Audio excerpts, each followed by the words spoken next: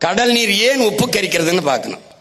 இந்த கடல் உப்பு கரிக்கிறதுக்கு இதோ கடல்ல தண்ணி யாரும் உப்பு கரிச்சு விட்டு போல, கொட்டி விட்டு போல, தரையில் இருக்கிற இந்த பாறை பாருங்க, பாறை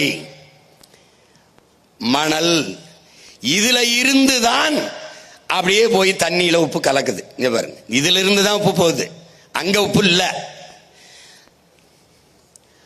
ஆனால் மண், அந்த மண், இந்த பாறை மண்ணில் குறைந்த அளவு உப்பு தான் இருக்குது.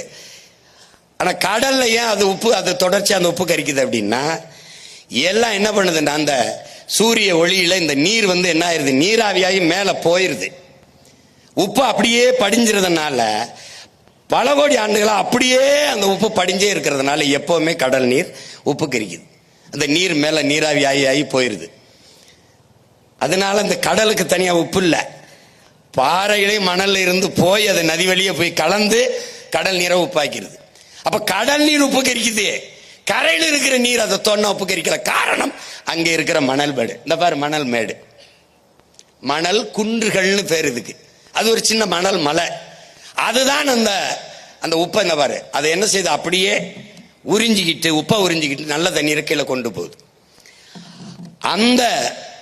இப்ப இந்த உப்பு அது ஒரு வேளாண்மையா நம்ம பார்க்கப்படுது. உப்பு அந்த காலத்துல உப்பு தங்கத்துக்கு இணையான விளைவித்திருக்கு. அதுல இந்த பாருங்க, உப்பளத்துக்கு அந்த உப்பு நிலத்துக்காக போர் நடந்திருக்கு.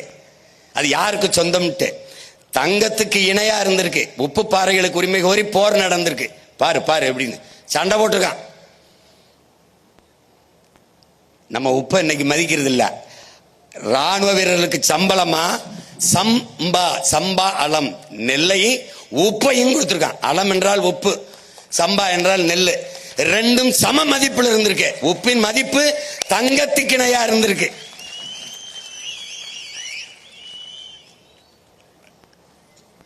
அப்ப இனிமே உப்பு வியாபாரியா தங்க வியாபாரி மாதிரி நீ பார்க்கணும்.